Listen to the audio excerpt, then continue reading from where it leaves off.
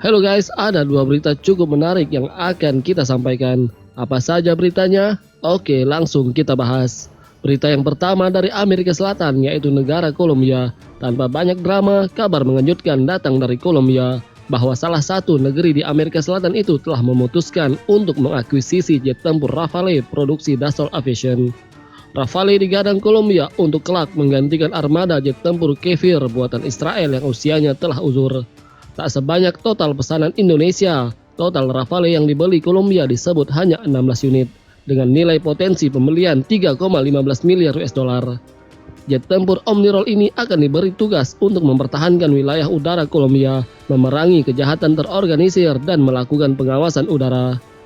Sebelum memutuskan untuk memilih tawaran dari Prancis, Kolombia telah mempertimbangkan dua tawaran lain dari Amerika Serikat dan Swedia, yaitu masing-masing F-16 dan Gripen.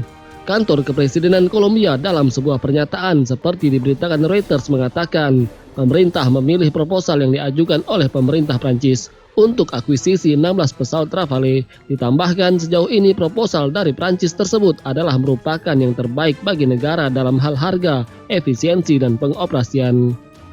Pemerintah Kolombia pun mengatakan waktu penerbangan 1 jam dengan pesawat Rafale sekitar 30% lebih murah daripada waktu penerbangan 1 jam dengan Kefir.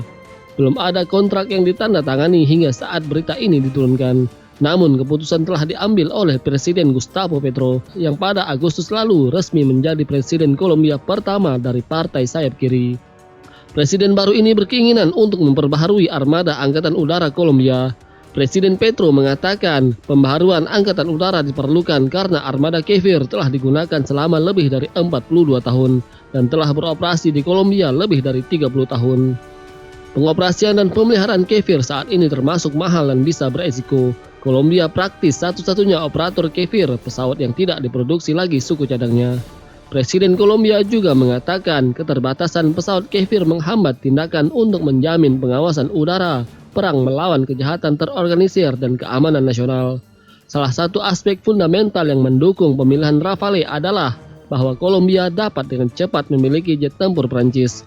Setelah kontrak ditandatangani, dikatakan Rafale dapat mulai tiba pada tahun 2023 yang mengindikasikan bahwa Rafale yang akan dibeli Kolombia berasal dari bekas pakai Angkatan Udara Prancis, yang artinya pola pengadaannya mirip dengan penjualan Rafale ke Yunani dan Kroasia. Sementara itu, berita kedua adalah Amerika Serikat mengumumkan bahwa mereka akan menyediakan baterai sistem rudal Patriot ke Ukraina untuk melawan invasi Rusia. Para analis tidak meragukan kemampuan senjata pertahanan Amerika itu, hanya saja mereka mempertanyakan efektivitasnya karena operasional sistem Patriot terlalu mahal hanya untuk menghadapi drone Rusia yang sangat murah. Belum lagi kebutuhan logistik yang signifikan, hanya satu baterai yang dioperasikan oleh sekitar 90 tentara dan termasuk komputer, sistem kontrol keterlibatan, radar susunan bertahap, peralatan pembangkit listrik, dan hingga 8 peluncur. Pensiunan Jenderal Mark Herling, mantan Komandan Angkatan Darat Amerika Eropa, mengatakan putaran yang mahal dari setiap misil sistem Patriot kemungkinan tidak akan digunakan untuk menembak jatuh setiap rudal yang diluncurkan Rusia ke Ukraina. CSIS baru-baru ini mengatakan dalam sebuah laporan bahwa putaran rudal untuk Patriot masing-masing bernilai sekitar 4 juta US dollar atau setara 62,3 miliar rupiah. Ukraina telah berulang kali meminta sistem Patriot karena dianggap sebagai salah satu sistem pertahanan udara jarak jauh yang paling mampu melawan Rusia. Meskipun Amerika tidak memenuhi permintaan selama 10 bulan pertama perang, seorang pejabat senior administrasi Biden mengatakan kepada CNN bahwa kenyataan tentang apa yang sedang terjadi di lapangan di Ukraina mempengaruhi keputusan mereka untuk melakukannya. Dalam beberapa minggu terakhir, militer Rusia semakin sering menyerang jaringan listrik dan infrastruktur Ukraina saat musim dingin mendekat dan suhu turun. Zelensky memberitahu Biden bahwa teror rudal Rusia telah melumpuhkan sekitar setengah dari infrastruktur energi Ukraina. Serangan-serangan itu semakin memicu permintaan Ukraina untuk sistem Patriot.